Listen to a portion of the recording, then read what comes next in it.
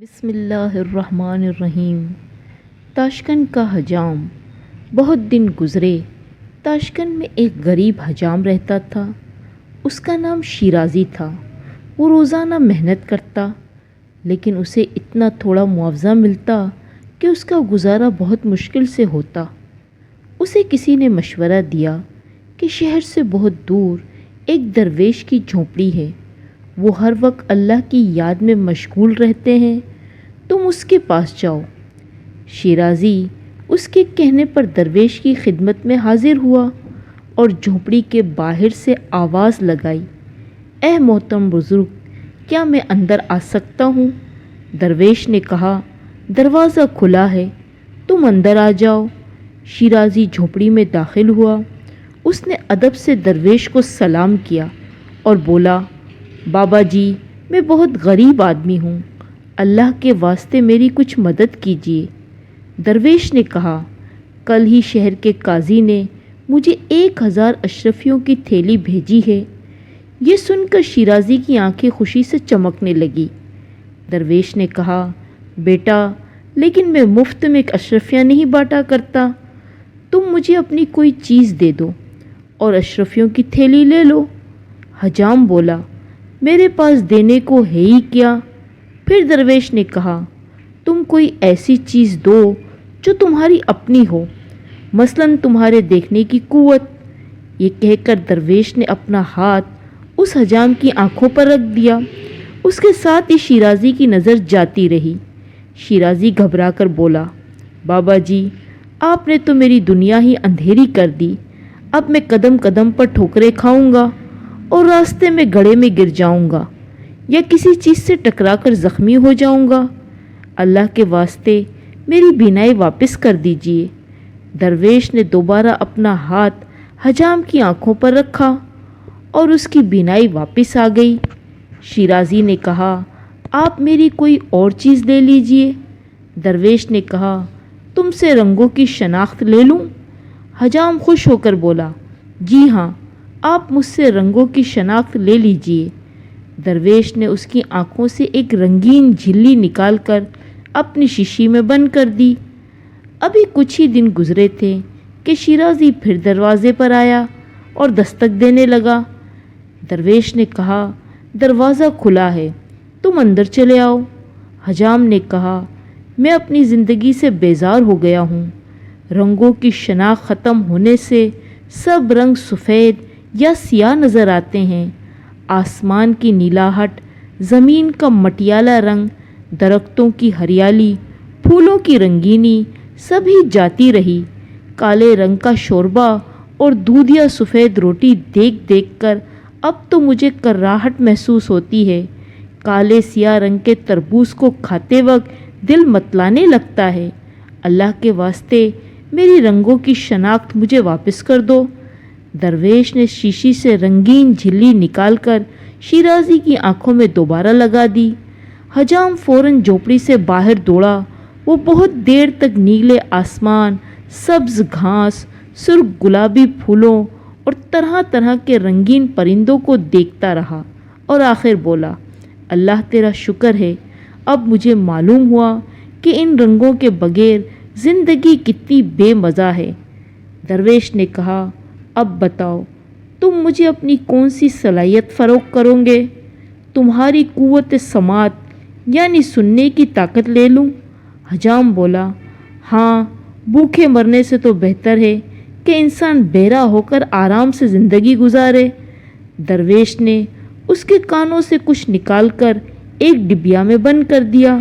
کچھ دنوں بعد شیرازی پھر درویش کی جھونپڑی کے باہر کھڑا تھا اور کہنے لگا، بابا، میری مدد کیجیے۔ درویش نے کہا، اب کیا ہوا؟ تم بہت پریشان دکھائی دے رہے ہو۔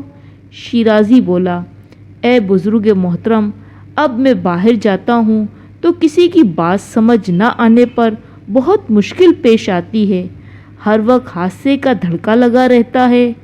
کل شام میرے پیچھے سے آنے والا گھوڑا بدک گیا، لوگوں نے مجھے متوجہ کرانے کے لیے زور زور سے آوازیں دی، لیکن مجھے کچھ سنائی نہ دیا۔ ایک شخص نے مجھے بازو سے پکڑ کر ایک طرف کھینچ لیا اور گھوڑا میرے پاس سے گزر گیا۔ اللہ کا شکر ہے میں حادثے کا شکار ہونے سے بچ گیا۔ اب میرے سننے کی واپس طاقت مجھے چاہیے۔ درویش نے شیرازی کو سننے کی طاقت واپس کر دی اور کہا، اب تمہاری کون سی صلاحیت حاصل کروں؟ کیا تم سے حصے ذائقہ اور حصے شامہ لے لوں؟ پھر نہ تمہیں کسی چیز کا ذائقہ محسوس ہوگا نہ تو خوشبو یا بدبو۔ شیرازی نے خوشی سے کہا، جی ہاں، ذائقہ سونگھنے کی حس میرے کس کام کی ہے، یہ آپ لے لیجئے۔ درویش نے اپنی 2 انگلیاں شیرازی کے حلق میں ڈال کر کوئی چیز نکالی اور شیشی میں بند کر دی۔ شیرازی خوشی خوشی گھر لوٹ گیا۔ ابھی کچھ ہی دن گزرے تھے کہ وہ پھر درویش کی جھوپڑی کے باہر کھڑا دروازہ کھٹکھٹا رہا تھا۔ درویش نے کہا، دروازہ کھلا ہے، تم اندر چلے آؤ۔ شیرازی بولا، محترم بزرگ، میں عجیب مصیبت میں پھنس گیا ہوں۔ درویش نے کہا، اللہ تم پر رحم کرے۔ شیرازی نے کہا، میری قوت ذائقہ کیا گئی، زندگی بے مزہ ہو کر رہ گئی۔ دال روٹی ہو یا بریانی، کسی چیز کا لطف محسوس نہیں ہوتا۔ پتہ ہی نہیں چلتا کہ زردہ پلاؤ کھا رہا ہوں یا بھوسا چبا رہا ہوں۔ پچھلے دنوں تو مرتے مرتے بچا۔ درویش نے پوچھا، کیوں، وہ کیسے؟ شیرازی بولا، میں نے سڑا ہوا کھانا کھا لیا۔ ذائقہ محسوس نہ کرنے اور سونگھنے کی صلاحیت ختم ہونے کی وجہ سے میں یہ محسوس نہ کر سکا کہ کھانا خراب اور بدبودار ہو گیا ہے۔ میں شدید بیمار ہو گیا، بہت دن تک اسی حالت میں پڑا رہا۔ درویش نے پھر کہا، اللہ تمہارے حال پر رحم کرے۔ پھر درویش اس شیشی کو اٹھا لائے اور شیرازی کے حلق میں انڈیل دیا۔ اس کے ساتھ ہی شیرازی کی قوت ذائقہ بھی صحیح ہو گئی۔ درویش نے کہا، اب تم اپنی کون سی چیز دینا پسند کرو گے؟ تم ایسا کرو، اپنا سایہ مجھے دے دو۔ شیرازی خوش ہو کر بولا، جی ہاں، یہ میرے لیے فضول ہے، میرے کسی کام کا نہیں ہے، آپ لے لیجئے، آپ شوق سے میرا سایہ لے سکتے ہیں۔ درویش نے ایک تیز دھار والے خنجر نکالا اور ایڑی کے پاس سے سایہ کاٹ کر جسم سے علیحدہ کر دیا۔ شیرازی خوشی خوشی اپنے گھر کی طرف روانہ ہوا۔ ابھی تھوڑی ہی دور گیا تھا کہ کتے اسے دیکھ کر بھونکنے لگے۔ سایہ نہ ہونے کی وجہ سے وہ اسے جھنبوس سمجھنے لگے۔ کتوں کا اس طرح بھونکنا دیکھ کر لوگ اسے تعجب سے دیکھنے لگے۔ وہ گھبرا گیا۔ آخر کتوں اور لوگوں کی نظروں سے بچ بچا کر وہ گھر پہنچ گیا۔ پھر یہ روز کا معمول بن گیا۔ وہ دن کی روشنی میں جیسے ہی نکلتا، کتے اس کے پیچھے پڑ جاتے۔ اب اس کے لیے دن کی روشنی میں نکلنا محال ہو گیا۔ اب وہ صرف رات کے گھپ اندھیرے میں ہی باہر نکل سکتا تھا۔ دوستوں اور رشتہ داروں سے اس نے ملنا جلنا چھوڑ دیا۔ وہ تنہائی کا شکار ہو گیا۔ ایک بار پھر وہ اس درویش کے پاس گیا اور کہا، بابا، خدا کے لیے مجھے میرا سایہ واپس کر دو۔ یہ سایہ بھی میرے لیے بہت ضروری ہے۔ اب میں سمجھ گیا ہوں کہ خدا نے مجھے بے شمار نعمتوں سے نوازا ہے۔ اگر ان میں سے کوئی ایک چیز بھی نہ ہو تو زندگی مشکل ہو جاتی ہے۔ یہ لیجیے اپنے اشرفیوں کی تھیلی اور مجھے میرا سایہ لوٹا دیجیے۔ درویش نے اسے اس کا سایہ لوٹا دیا اور کہا، محنت اور ہمت سے اپنے لیے رزق کماؤ اور کسی سے نہ کہو کہ میری مدد کرو سوائے اللہ کے۔